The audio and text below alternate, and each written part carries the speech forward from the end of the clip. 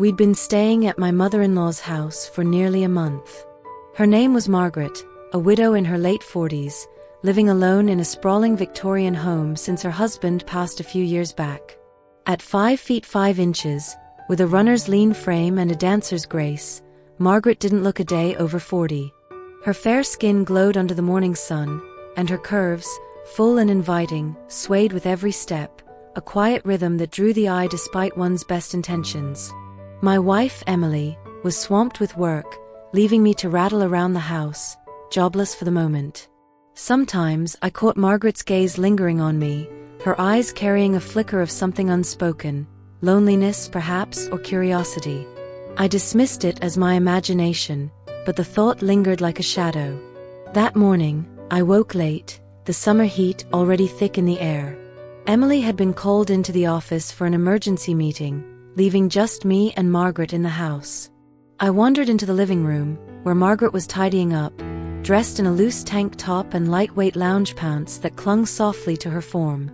As she bent to sweep under the coffee table, the neckline of her top dipped, revealing the gentle curve of her chest, like ripe fruit swaying on a branch. My pulse quickened, an involuntary heat rising in me, as if the room had grown 10 degrees warmer. I shifted uncomfortably, my body betraying me with a flush of awareness. "James, you just gonna stand there, or are you gonna help?" Margaret's voice snapped me back, her tone teasing but with a hint of something else. Her eyes met mine, and for a moment, I swore they sparkled with mischief. Flustered, I grabbed a stack of chairs to move, trying to focus on anything but her.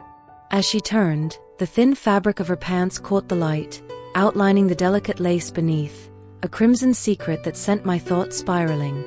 I forced myself to look away, but the air between us felt charged, like the moment before a storm. Margaret announced she was heading out to run errands, leaving me alone in the house. The quiet was oppressive, her absence amplifying the thoughts I'd been trying to suppress. Restless, I found myself wandering upstairs, drawn to her bedroom by a curiosity I couldn't name. The room smelled faintly of lavender, clean and orderly, with a small ring light and tripod by the bed, a setup that hinted at something more modern than I'd expected from her. Was she streaming online? A content creator, maybe? The idea intrigued me, stirring a mix of admiration and unease. My eyes fell on her dresser, and before I could stop myself, I opened a drawer. Inside was a collection of delicate garments, lace-edged slips, sheer stockings, a whisper of silk in bold colors. My breath caught, not from the items themselves but from what they suggested about Margaret's private world. Among them, I spotted a crimson lace piece, still warm, as if recently worn. The scent was faint but intoxicating, like forbidden fruit left just out of reach. Guilt surged through me, sharp and cold. What was I doing, rifling through her things? I closed the drawer, heart pounding, and noticed a small box tucked away. Inside were personal items, tools of solitude, I realized, each one a silent confession of her loneliness. I shut the box quickly, shame washing over me. This wasn't my place. I left the room, the weight of my intrusion settling like dust. Margaret returned later, her demeanor as warm and composed as ever, but I couldn't shake the feeling that her glances carried a new weight. At dinner, she wore a fitted dress that hugged her like a second skin, the fabric tracing curves that seemed to mock my resolve. Emily, distracted by her phone, didn't notice my stolen glances. The meal passed in a haze of small talk, but the air felt thick with unspoken words. That night, sleep remained elusive, my mind tangled in thoughts of Margaret's hidden world. Emily slept soundly beside me, her soft breaths a reminder of the life we'd built together. Around midnight, the need for the bathroom pulled me from bed. I slipped into the hallway, clad only in boxers, the house silent except for the faint creak of floorboards. As I passed Margaret's room, I noticed her door was ajar, a sliver of golden light spilling into the dark corridor like a whispered invitation. I paused, heart thudding, drawn by a curiosity I couldn't shake. Through the narrow gap, I saw Margaret on her bed, bathed in the soft glow of a bedside lamp. She was lost in a private reverie, her movements slow and deliberate, as if tracing the contours of a long-forgotten melody. Her breath came in uneven waves, a tide of longing that seemed to fill the room. In her hand, she held a small object, dark and sleek, a silent partner in her solitude. The sight was a spark to kindling, igniting a heat in me that I fought to suppress. Her murmurs, soft and indistinct, wove a spell, each sound a note in a forbidden song, stirring something primal within me.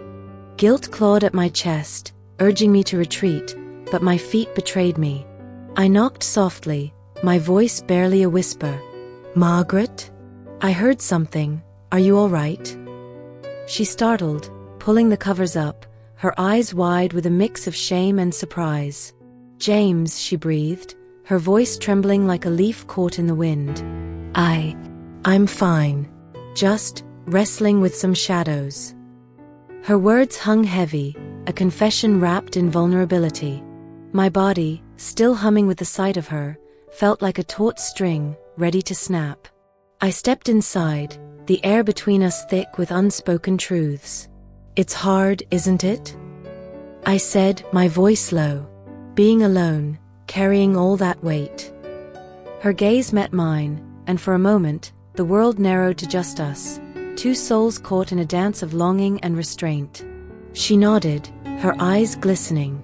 "It's been so long since I felt alive," she whispered.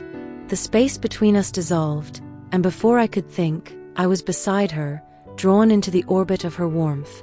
Our closeness was a quiet storm, a collision of need and forbidden desire. Her hand brushed mine, a spark that set the air ablaze. We moved together, not in the reckless abandon of lust, but in a fleeting surrender to a shared ache, like two rivers merging in the dark. It was a moment of weakness, a stolen breath in the heat of summer, where boundaries blurred and the heart overruled the mind. Afterward, we lay in silence, the weight of what we'd done settling like dust. Guilt flooded me, sharp and cold, as I thought of Emily sleeping down the hall. Margaret's face mirrored my own turmoil, her eyes searching mine for absolution. "We can't undo this," she said softly, "but we can't let it destroy us either." The next morning, the house felt like a fragile glass sculpture, ready to shatter with a single misstep. Over breakfast, Margaret and I exchanged glances, the secret a heavy chain between us. Emily, stirring her coffee, seemed to sense the shift in the air. I couldn't bear the silence any longer. "Emily," I began, my voice unsteady, "something happened last night. Margaret and we crossed a line. I'm so sorry." Margaret nodded, her face pale but resolute. "It was a moment of weakness," she said. "I've been alone for so long, and I let my needs cloud my judgment. Emily, I never meant to hurt you." Emily's eyes widened, her spoon clattering against the mug. For a moment, I feared her anger would consume us. But then her expression softened, a flicker of understanding crossing her face. "Mom," she said, reaching for Margaret's hand, "I know how hard it's been for you since Dad died. You're human. You have needs, physical, emotional. I get it." She turned to me, her gaze steady but not unkind. "And James, I know you didn't mean to betray me. This house, this closeness, it's been a pressure cooker." I exhaled, relief mingling with shame. "I don't deserve your forgiveness," I said, "but I'll do whatever it takes to make this right." Emily squeezed her mother's hand, then reached for mine. "We're family," she said firmly. "We don't run from mistakes, we face them. Mom, you don't have to be alone anymore. And James, we'll work through this together. Let's stay under one roof, not as a secret to hide, but as a family that supports each other, flaws and all." Margaret's eyes brimmed with tears, a mix of gratitude and relief. "I don't know what I did to deserve you," she said to Emily, her voice breaking. "But I promise to be better, for both of you." From that day, the dynamic in the house shifted. We didn't move out as I'd planned. Instead, we chose to stay, rebuilding trust through open conversations and shared responsibilities. Margaret continued her streaming, channeling her energy into uplifting others, while Emily and I grew closer, our marriage strengthened by honesty. The summer heat faded, but the warmth of our renewed bond lingered, a testament to the power of forgiveness and the resilience of family.